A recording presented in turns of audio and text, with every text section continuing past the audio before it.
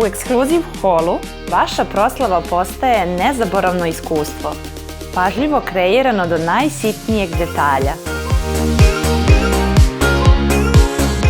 Veselje se održava u našoj savremeno opremljenoj sali, dok se sam čin venčanja odvija na otvorenom, ispred restorana, u idiličnom okruženju bogatom prirodnim cvećem.